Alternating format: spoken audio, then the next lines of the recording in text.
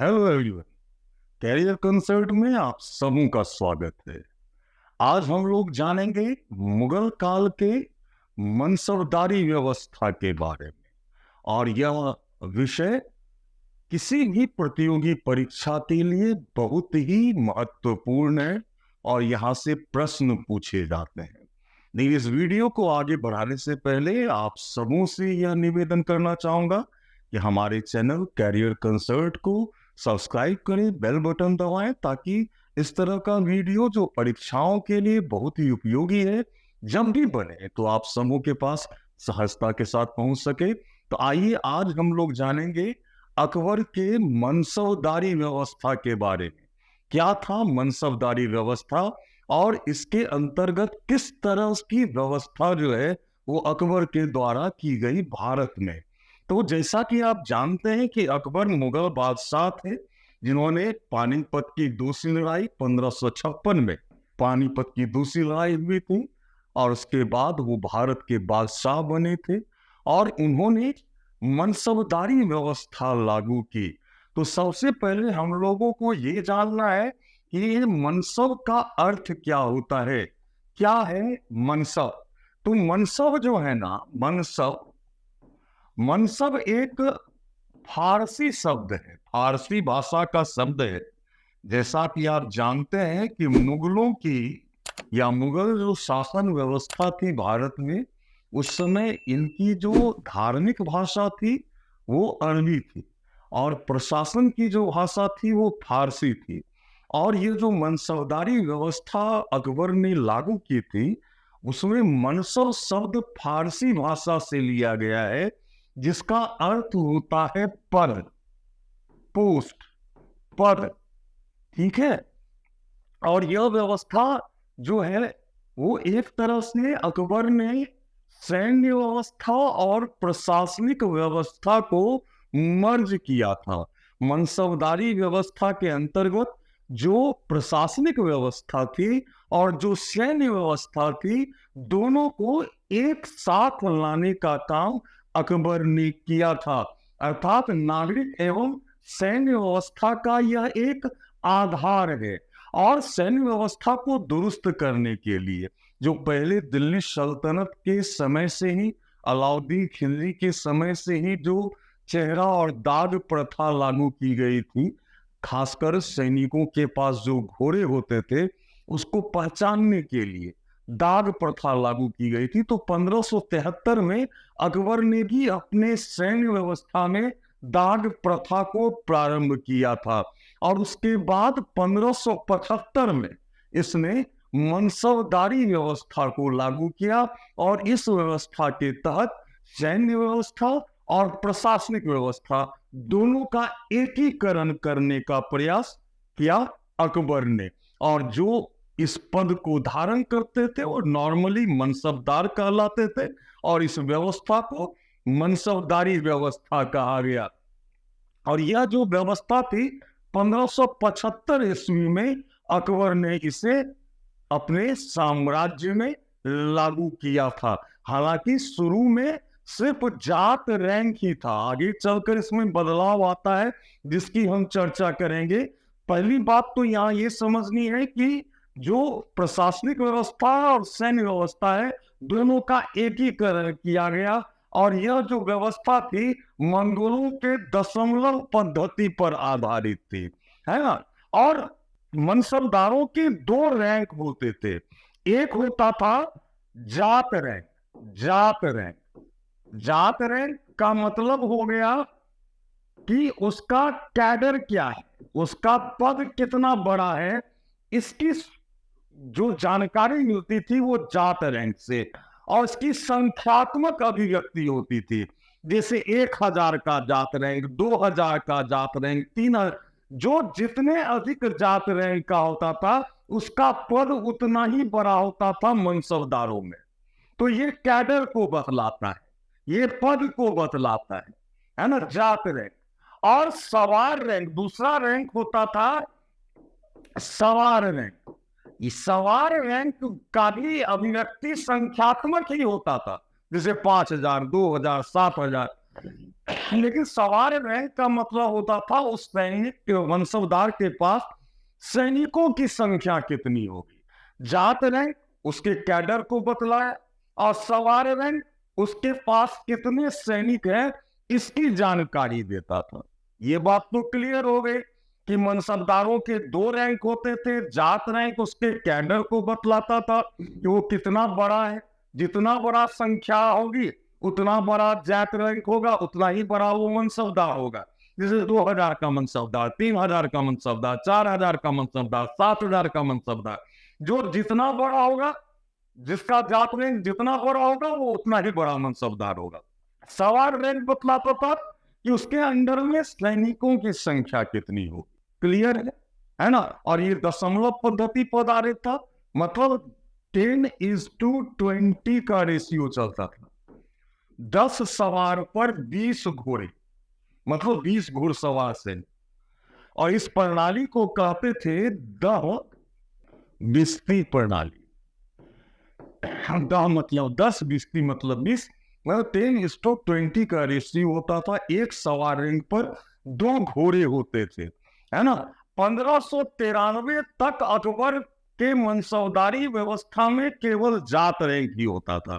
ये 1594 से अब सवार रैंक भी जुड़ने लगा। क्लियर है, ठीक है। तो ये भी समझ में आ गया कि दह बिस्ती प्रणाली थी, एक सवार पर 2 घोड़े होते थे, है ना, जिसको कहा गया दह बिस्ती प्रणाली। अब हम लोग आगे देखें। अबुल फजल जो अकबर के परम मित्र भी थे और उसके दरबारी कवि भी थे, विद्वान भी थे, जिन्होंने आईने अकबरी लिखा है। और उनके अनुसार कुल 66 प्रकार के मनसबदार होते थे। हालांकि अबुल फजल ने अपनी पुस्तक आईने अकबरी में 33 प्रकार के मनसबदारों का विस्तृत वर्णन किया है। अब है कि मनसबदारों की कैटेगरी कैसे बांटते थे। एक तो जितना जात रैंक है उतना ही सवार रैंक होगा, ये एक कैटेगरी का होता था। मतलब जितना जात रैंक है उतना ही सवार रैंक है। दूसरे कैटेगरी में होता था कि सवार रैंक जो है वो जात रैंक का आधा होता था या आधे से अधिक होता था, ये दूसरे कैटेगरी में आ गया। और तीसरी कैटेगरी में होता था कि सवार रैंक जात रैंक का आधा से कम होता था, इसको कहते थे तीसरी कैटेगरी। ये तीसरी कैटेगरी। तो 3 श्रेणियां थी। पहली श्रेणियां कि जितना जात रैंक होता था उतना ही सवार रैंक होता था। दूसरी कैटेगरी जितना जात रैंक होता था सवार रैंक जात रैंक के आधा या आधे से अधिक होता था, वो दूसरी कैटेगरी का मनसबदार हो गया। तीसरे कैटेगरी में जात रैंक के आधे से कम होता था सवार रैंक, वो तीसरे कैटेगरी का हो गया। एक बात यहां ध्यान देना है कि सवार रैंक कभी भी जात रैंक से अधिक हो ही नहीं सकता था। हमेशा सवार रैंक जात रैंक से कम होना है, ठीक है। ये बात बिल्कुल सबको याद रखनी है। सैनिक जो होते थे ना, वो 2 तरह के सैनिक होते थे। एक को कहते थे अहदी। अहदी सैनिक जो होते थे, नॉर्मली यह सैनिक जो होता था यह बादशाह के द्वारा इसकी नियुक्ति होती थी और यह बादशाह का निजी अंगरक्षक होता था, उसको अहदी कहते थे। और दाखिली सैनिक होता था जो नॉर्मली मनसबदार के पास होता था या राज्य की सेवा में होता था और राज्य के द्वारा उसकी नियुक्ति होती थी, उसको दाखिली सैनिक कहते थे। तो सैनिक के भी 2 प्रकार हो गए, अहदी और दाखिली। अब हम लोग आगे बढ़े। अब इन मनसबदारों की नियुक्ति जो है वो सम्राट बादशाह ही करता था, है ना। लेकिन मीर बख्शी के सलाह पर, इसको याद रखेंगे, मीर बख्शी प्रस्तुत करता था, जो योग्य व्यक्ति है उसको प्रस्तुत करता था सम्राट के आगे में और सम्राट उसकी नियुक्ति करता था। उसकी नियुक्ति पर मुहर जो है वो दीवाने आला लगाता था। दीवाने आला उस नियुक्ति पर, अपॉइंटमेंट लेटर पर दीवाने आला की मुहर होती थी। मनसबदार एक कुलीन वर्ग तो था, तो मनसबदार बनने का जो भी योग्य व्यक्ति शाही सेवा में शामिल होने का इच्छुक है वो एक आवेदन करता था आप कोई भी कुलीन सरदार जो है उसके माध्यम से वो आवेदन करता था, जिसको कहा जाता था तजवीज। और जब वो आवेदन करता था और वो योग्य पाया जाता था, तब मीर बख्शी जो है उसको सम्राट के आगे प्रस्तुत करता था और सम्राट उसकी नियुक्ति पर सहमति देता था और नियुक्ति पर मुहर जो है वो दीवाने आला लगाता था। तो एक तरह से जो भी मनसबदार होते थे वो सम्राट के या बादशाह के प्रासाद पर्यंत ही पद ग्रहण करते थे। मतलब उसकी नियुक्ति, उसका स्थानांतरण, उसको पद से हटाया जाना, ये सब कुछ निर्भर था बादशाह पर। इसलिए बादशाह के प्रति भक्ति उसको करनी ही थी, जो भी मनसबदार होगा। क्लियर है? अब मनसबदारी व्यवस्था में आगे चलकर कुछ परिवर्तन भी आया, है ना। जैसे जहांगीर ने दागिस्ती प्रणाली थी, लेकिन सैनिकों मनसबदारों का वेतन बढ़ाने के लिए उसने जहांगीर ने द्विअस्पा और सी-अस्पा को लागू किया। मतलब कि घोड़सवार संख्या जो है वो उतना ही रहा, लेकिन उसके अंदर घोड़ों की संख्या बढ़ा दी गई और इसी के आधार पर उसको वेतन मिलता था। जो जात रैंक है वो वेतन, और जो सवार रैंक है मतलब जो सैनिकों का खर्च है, दोनों को मिलाकर मनसबदारों का वेतन होता था। तो उसके वेतन को बढ़ाने के लिए इसने द्विअस्पा और सी-अस्पा पद्धति जो है वो जहांगीर ने लागू किया। और शाहजहां ने भी एक परिवर्तन लाया था। तो शाहजहां ने क्या किया था कि महाना पद्धति लाया था। उसने महाना पद्धति को लागू किया था।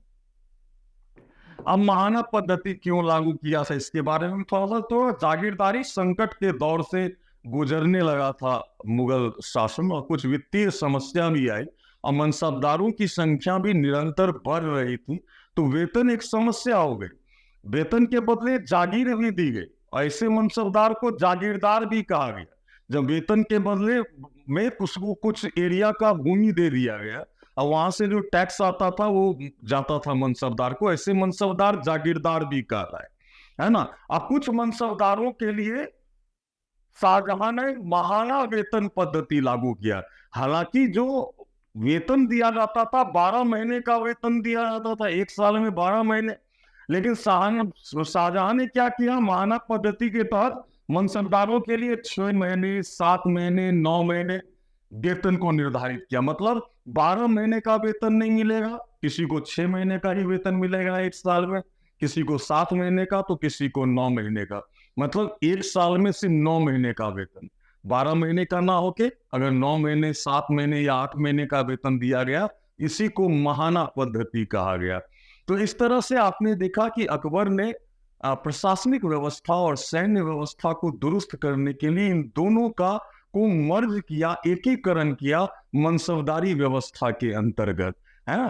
तो यही है मनसबदारी व्यवस्था, और यह बहुत ही इंपॉर्टेंट है, खासकर किसी भी सिविल सर्विसेज के एग्जाम में या कॉम्पिटिटिव एग्जाम के लिए यहाँ से काफी प्रश्न आते हैं, है ना। सबसे अधिक अगर मनसबदारों की बात कहें कि सबसे अधिक मनसबदार किसके समय में थे, तो निश्चित रूप से औरंगजेब के समय में थे, और सबसे अधिक हिंदू मनसबदार भी औरंगजेब के समय में थे।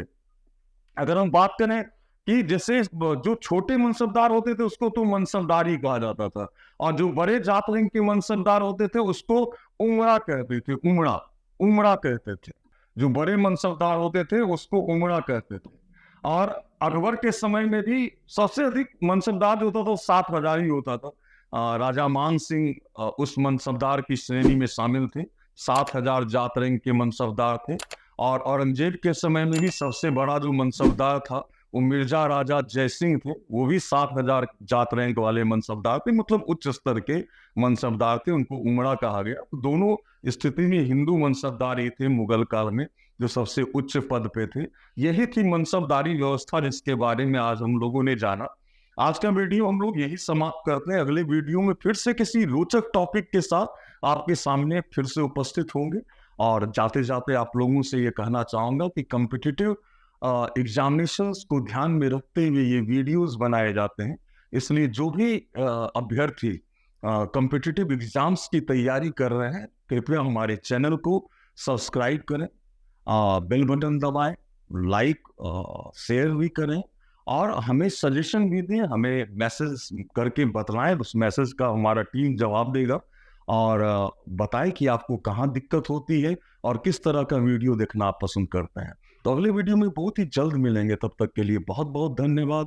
Thank you so much.